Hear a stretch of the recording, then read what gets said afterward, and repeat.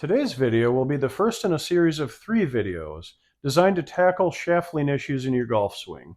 This video, part 1, will focus on the takeaways from the ball and things you need to do to be successful in tackling what is the most universally frustrating part of the golf swing, presenting the proper angle of attack down into the ball and having that professional looking impact off your front leg. Without further ado, let's get started. One of the reasons most people cannot get any shaft lean is they're pinning their leading arm across their chest in the backswing. I have researched 3D swings of professional golfers. Universally, they're not doing this.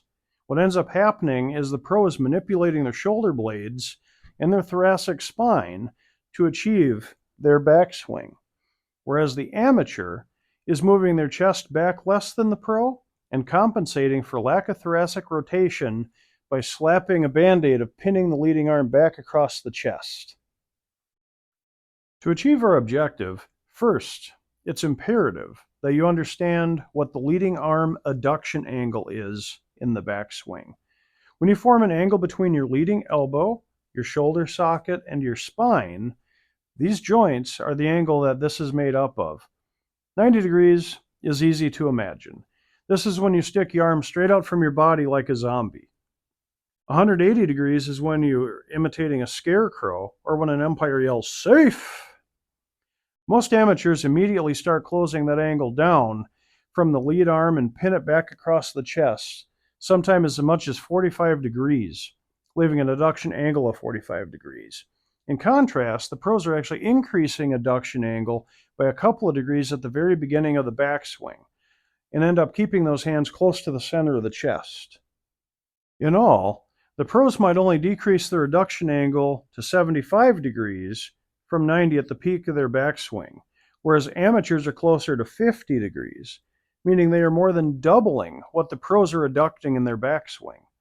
Anytime you're doing more of something than the pros, you should learn to do less of it. Given the pros are adducting less than us, how are they getting all that rotation at the top of their swings, you might ask? The answer is they mobilize their shoulder blades and their thoracic spines. One of the biggest misconceptions in the backswing is to keep your back pointed at the target. This is not really what the pros are doing. They're moving their scapulas to get that extra shoulder rotation.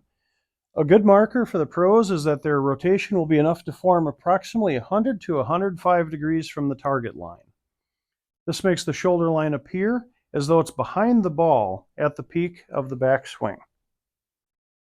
The major difference between how the pros rotate and how the rest of us rotate is their shoulder rotation comes from protracting their lead shoulder and retracting their trailing shoulder. This allows them to rotate the same as us and keep the shaft near the middle of their chest at the top of their swing. Since the pros move their hands less across their chest, it's easier for them to get their hands further forward at impact.